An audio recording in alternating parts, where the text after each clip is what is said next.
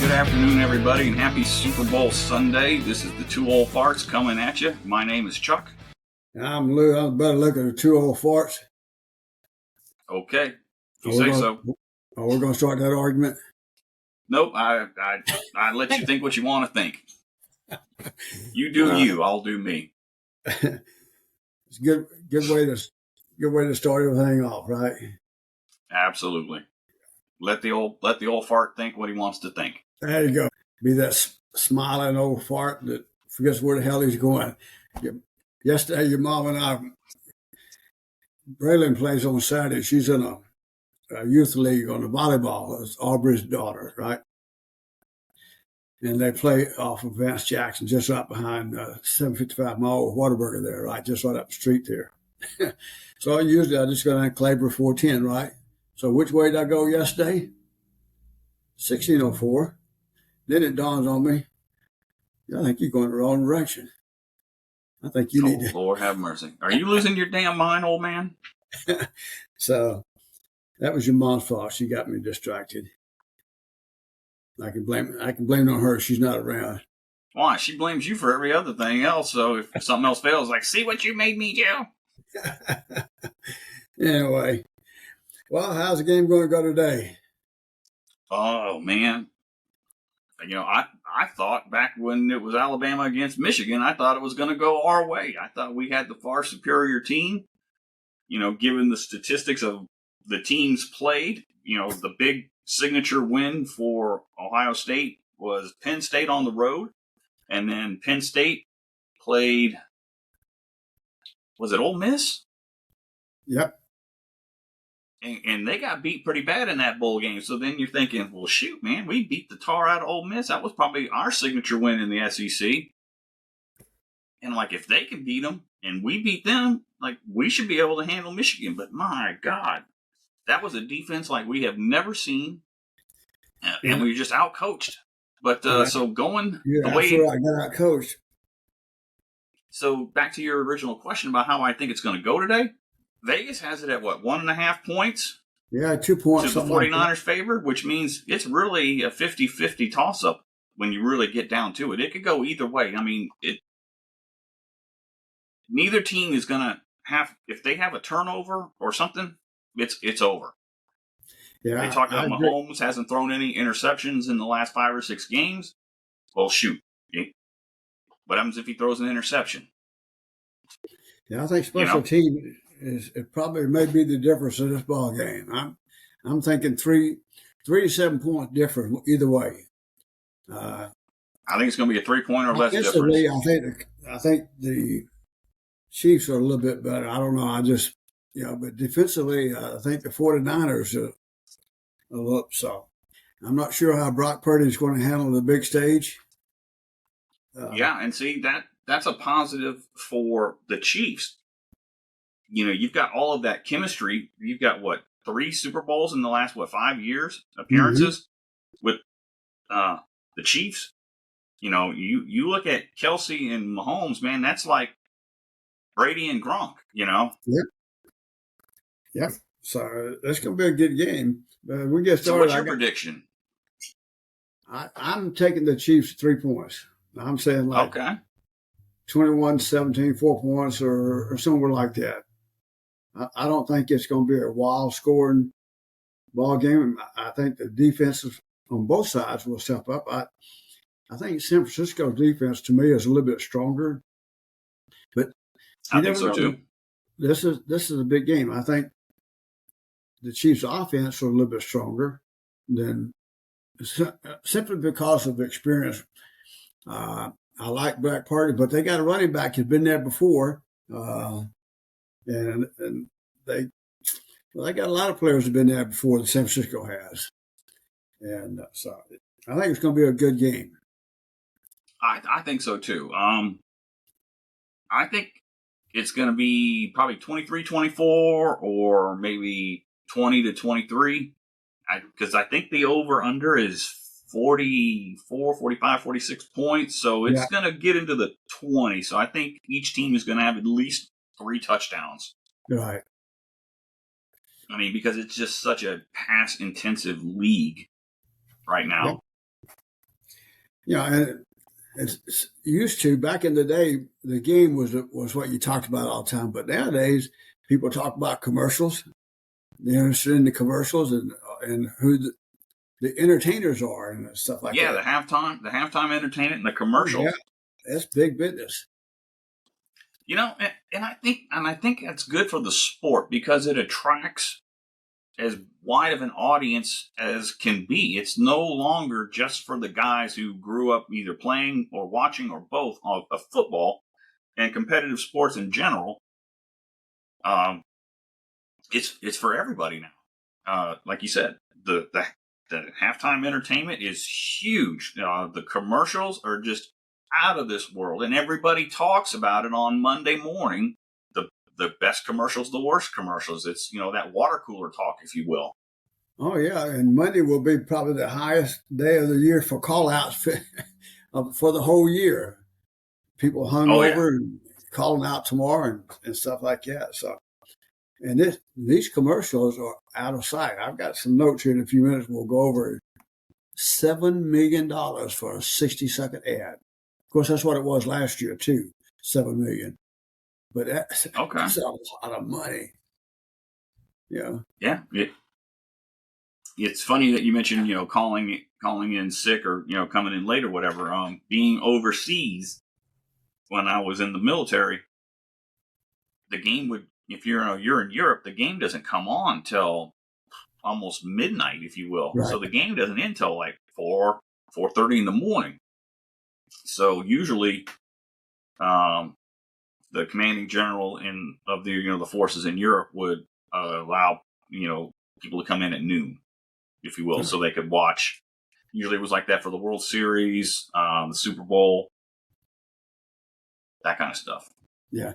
They Or used to. but not just all 7 games. It would usually be when it's 3-3, they would the final game kind of a thing. Yeah. And this, Same thing with the NBA. I don't know if they'll do it this time, but usually they cut in a lot to a lot of those units serving overseas and do some interviews. I think that's pretty good. I like that. It's a positive thing. And you just touched on something that just reminded me. This past week, we lost Toby Keith. It's, You may or may not be a country music fan. However, he was a big fan and proponent of the military, and he went a lot to visit the troops in Iraq and Afghanistan and gave concerts. yes, he And did. Yeah, and so hats off to him and condolences to his family for the loss. He was a huge icon, and most people don't know this, and we can use this as a segue back into the NFL. He is solely responsible for Taylor Swift getting her start in music. yes, He signed her to his label. yeah, and he was ahead of his time in some ways.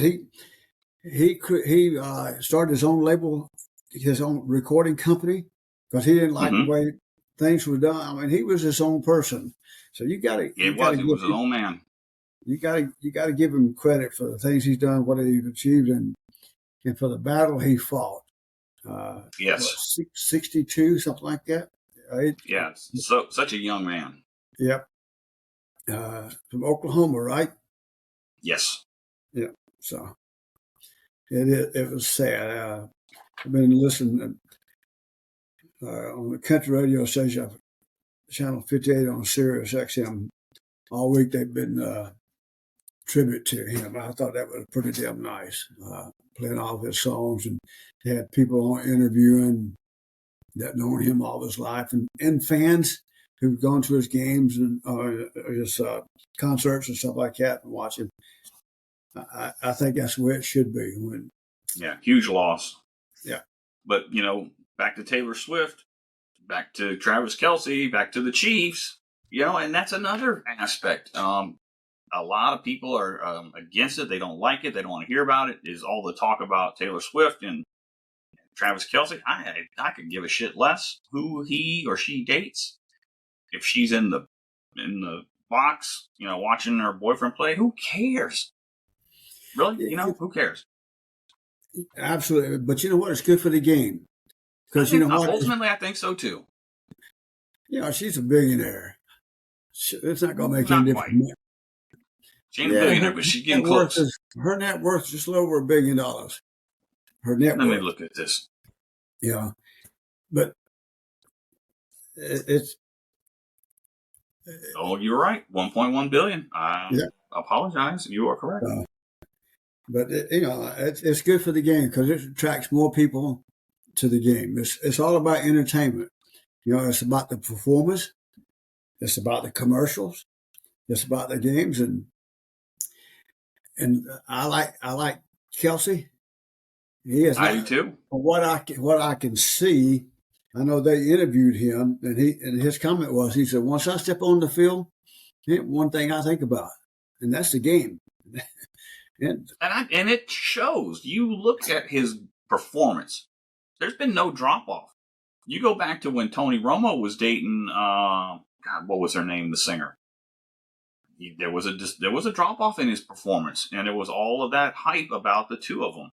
yeah. So, who is the top 10 performers of all time at the Super Bowl? Yeah, Dad, don't ask me. I don't know.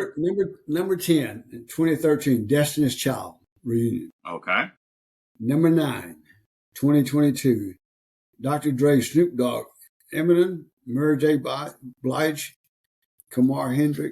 Kendrick Lamar, and 50 Cent. Then number 8, Michael Jackson in 93. Ooh, 2015, Left Shark. Now I have no idea who Left Shark is. okay. Katy Perry, then Rihanna in 2023. And she was pregnant, right? Then Lady Gaga in 2017. U2 honored 9/11 victims in 2002. That was number 4. Indiana Jones performance by Patti LaBelle, Tony Bennett, blah, blah, blah.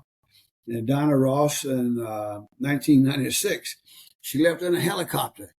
Then Janet Jackson, her wardrobe mishap in 2004. All right. Pretty neat. It is pretty cool. So I got all my notes here. If I don't copy and paste and print it out, I'll forget them. I'm kind of the same way. I've got to write things down. Just got to get your mind and your thoughts fresh. Otherwise, you lose your train of thought. Yeah. A few minutes ago, I talked about the expensive commercial. I'm going to share with you some. Yeah. Number 13, 90 seconds, $11.9 million in 2018. And I'm going to give you a comparison in a few minutes. Number 12, 2014, $12 million. The Bud Light commercial. Mm-hmm. Number 11, Chrysler 120 seconds, $12.4 million in 2011. Then number 10, 90 seconds, $14.4 million in 2016, the Toyota Prius commercial. Then number 5 was the Budweiser's Bud Ice Penguin in 96.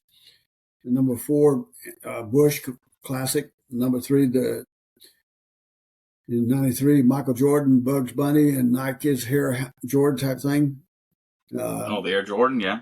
Yeah, and then Ridley Scott in 84 is Apple. Then in 1980, Coca-Cola's Hey Kid Catch. Mean Joe Green. Oh, I love that commercial. I'll show you how things have changed. I understand the dollar value has changed too. The most expensive Super Bowl commercial was between Amazon, Alexa, and Google Assistant commercials, $16.8 million in 2020. Okay. Mm-hmm. In 1967, the 30-second commercial cost $37,500. That was a lot of money back then. In 1981, it's $275,000. 80, $222,000. 79, $185,000, and the 78, $162,000. So when was the first $1 million commercial? Who was the first $1 million commercial? Yeah. Bud Light. That was? I don't know. I don't know. I'm looking at it right now. It wasn't until 1995 that the average unit cost hit $1 million. And that was for Super Bowl 29. Let me see. It doesn't really say which commercial. Let me look instead of when. What was the first $1 million commercial in the Super Bowl? Well, there's one thing I'm looking at. The tie for number one commercials is Google Assistant, the one about Loretta, 90 seconds, 16.8 million. Mm-hmm. Then also before Alexa, 90 seconds, 16.8 million. In the Super Bowl 54. What people thought about Alexa and stuff like that.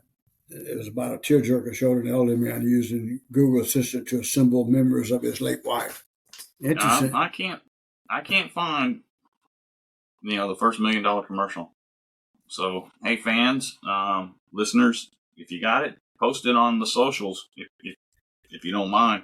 You know who the top 10 most watched commercials have been, or entertainers?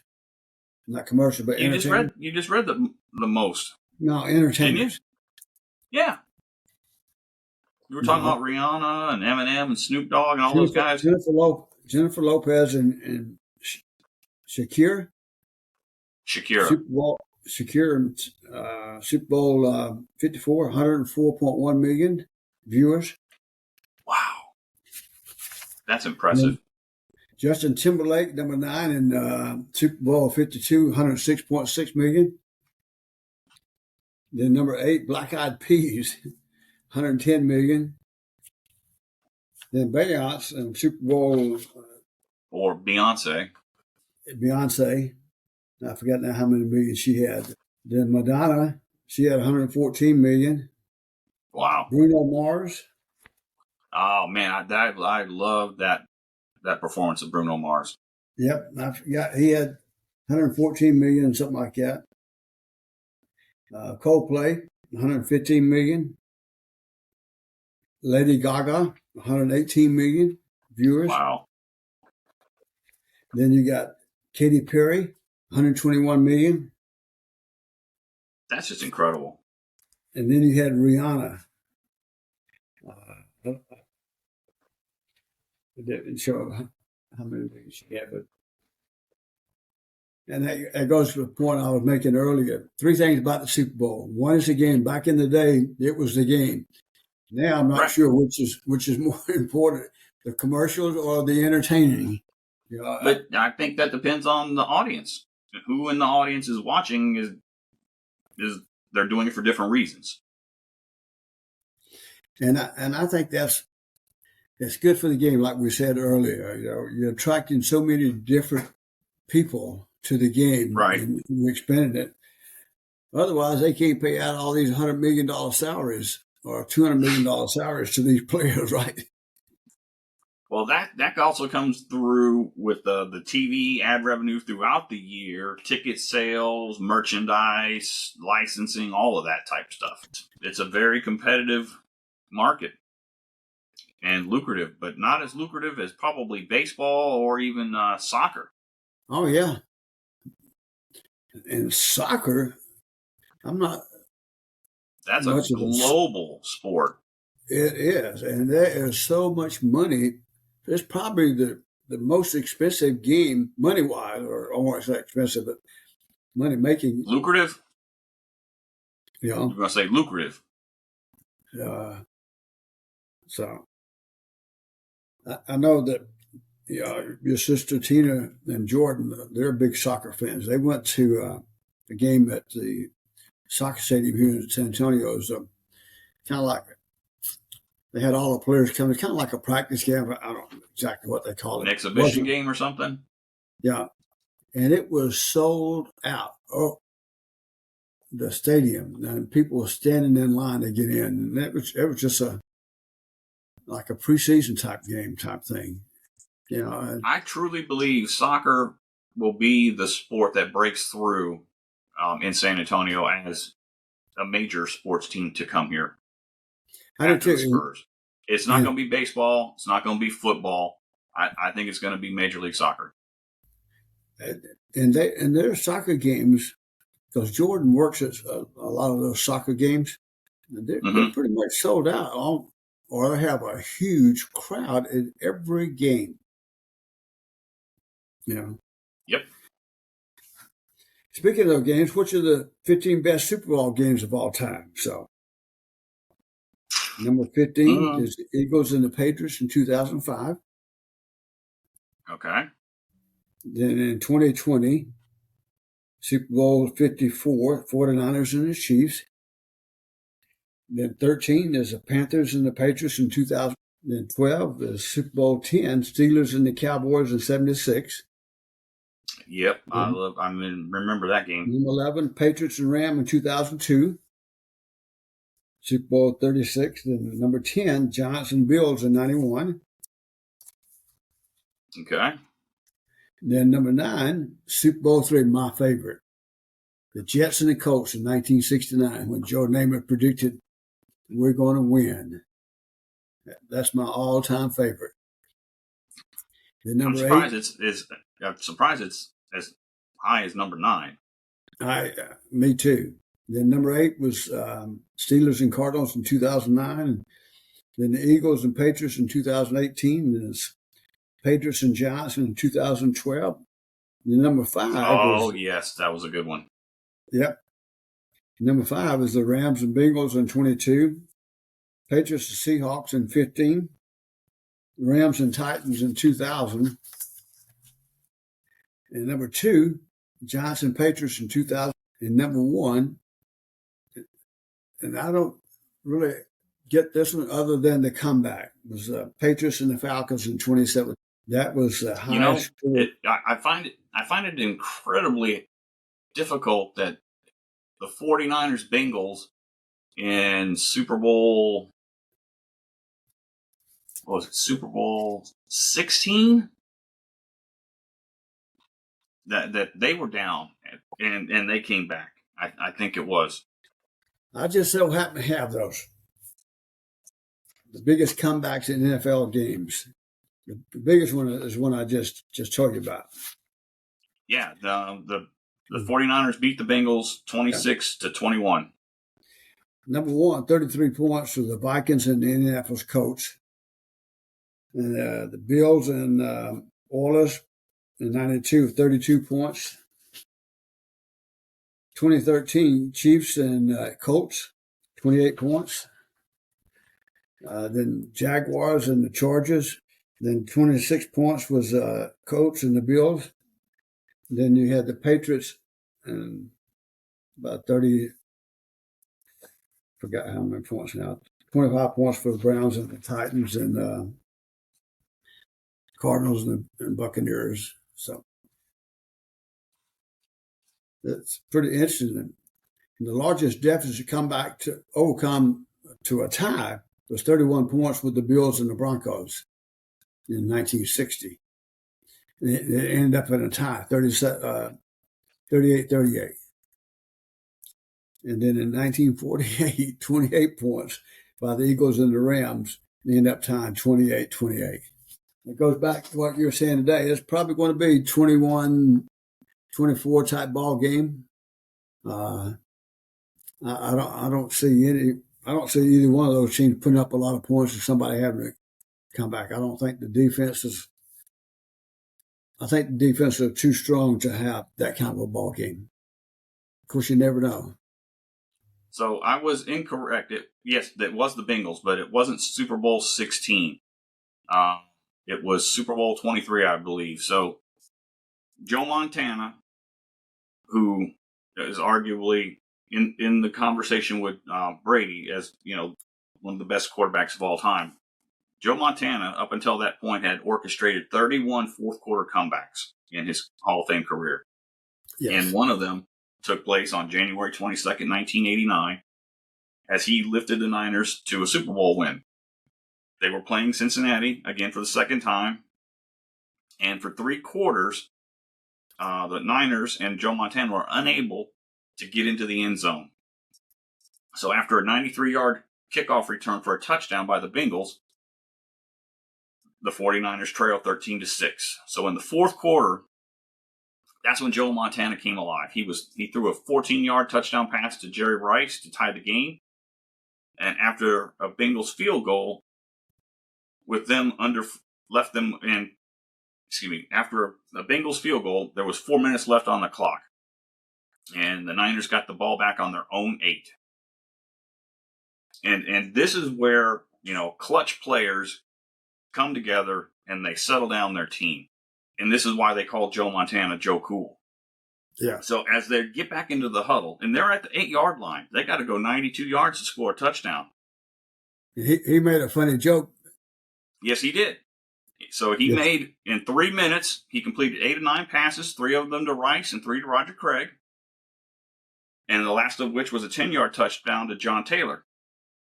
But it was at that point when they were in the huddle at the beginning of that drive, he just in his typical calm manner went, "Isn't that John Candy?" Because he saw him. He saw him sitting there on the side, and he's like, "It's that is just such a surreal moment. You're in the Super Bowl, you're down, and you've got to do the whole length of the field virtually to pull ahead, and you got to score a touchdown, not just a field goal. And then you're just so casually like, isn't that John Candy?" That is, to me, that's probably the greatest Super Bowl and Super Bowl moment. To have that kind of composure and what a way to settle your team down. To get rid of those nerves, it just kind of brings it back down to the basics. Yep. And that's the difference between great quarterbacks and really great quarterbacks. Yeah. Joe Montana, he was one of the best, if not the best.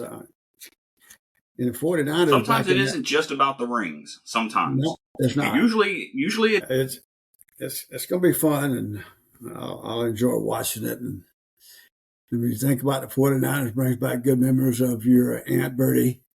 Yep, sure does. Yeah, and the heyday, glory days of the 49ers, and it's taken a long time for them to get back to this point again. Yes, and one of the reasons I think is John Lynch. Yes. I just really like that guy. I think you don't hear much out of him, but he's turned that, since he's been there in charge of operation, he's turned that club around. That's true. And that's why today I like the Chiefs, because I like Andy Reid, and I think a lot of it goes back to us when we were in Japan, and our team, the Chiefs, won our Super Bowl over there. So that's one of the reasons I really like the Chiefs. So, but I kind of rooting for both teams today. So it'd be fun because I like the 49ers and I like the Chiefs. Yeah, but we got to avenge ourselves. We went in 2013 and lost to the Ravens. And then, just a couple of years ago, we lost to the Chiefs. And it wasn't even close, really. 31-20 was not close. No. So it's going to be fun. It's going to be a good game, and I hope everybody has a good time and don't do anything dumb and go out and get in trouble. Exactly. So we're wrapping up at that 30-minute mark. I just wanted to kind of close it out with some numbers for you because you usually ask. We're at 32, 39 all-time downloads. So far, February is looking pretty good. An uptick over January. So this month, we've had 35 total downloads this month, and we're at 11 days in, so that's on par for us, about 3 a day. We've had one from Canada, but it wasn't from Ontario, believe it or not. It was from British Columbia. In the U.S., Texas is leading with 12 downloads. Right behind them is Kansas with 7, Alabama 6, Florida 3, Illinois 2, Alaska 1. Yes, okay. 1 from Alaska. 1 from Oklahoma, 1 from Pennsylvania, and 1 from Virginia. We still have yet to crack West Virginia. I think we've hit just about every state but West Virginia. Yeah, I guess we're going to have to get out there more from West Virginia. I guess so. Well, we give a shout out to your Aunt Carolyn and to your daughters in Washington and Idaho. And at Texas State, like Texas on your State. sweatshirt. See that, Texas State? All right. I see it. And so, hope Well, everybody thank you has it. all again for listening. Thank you all for tuning in on this Super Bowl Sunday. I hope my 49ers win. If it's your Chiefs, good luck to you. If neither one of these teams are your cup of tea, we hope you watch and enjoy, the spectacle. Absolutely. The commercials are going to be good. Entertainment's going to be good. It's shaping up to be a fun day. I agree. All right, everybody. Y'all take care. Love you, son. Love You you, have a Dad. good day. Thanks, you too. All right, bye. Bye.